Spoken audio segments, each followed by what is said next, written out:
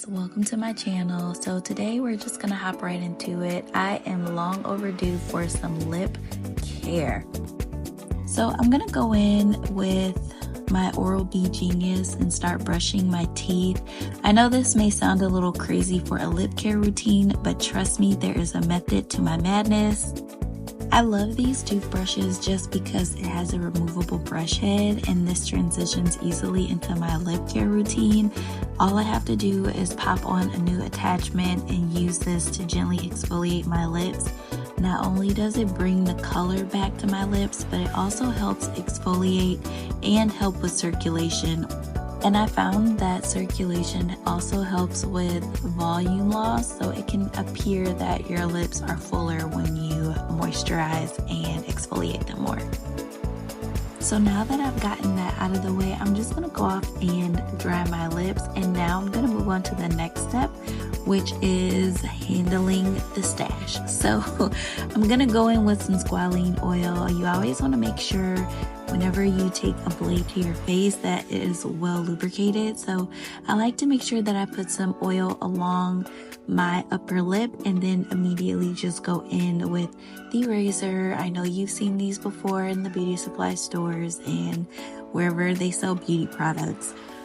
It's actually not uncommon for ladies to have a little peach fuzz above their upper lip, so don't feel bad for doing maintenance if you have to and taking care of it. I definitely think that beauty standards kind of shy away from showing this, but if you need to do what you have to do, girl, take care of yourself and don't feel ashamed about it.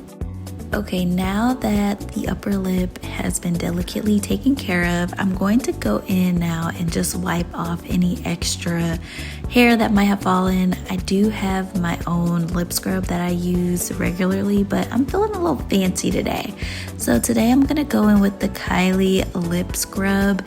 She has a luxurious scrub that I love.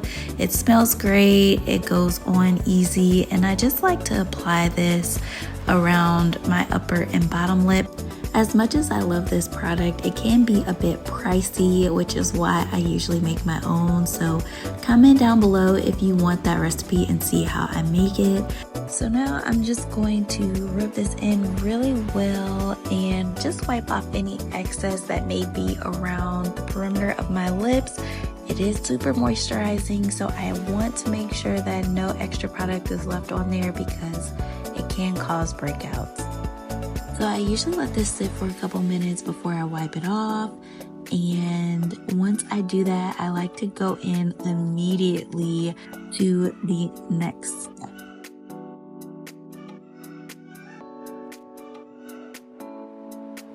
Okay, my lips are feeling super soft and they look 100 times better already, but the finishing touch is this lip balm.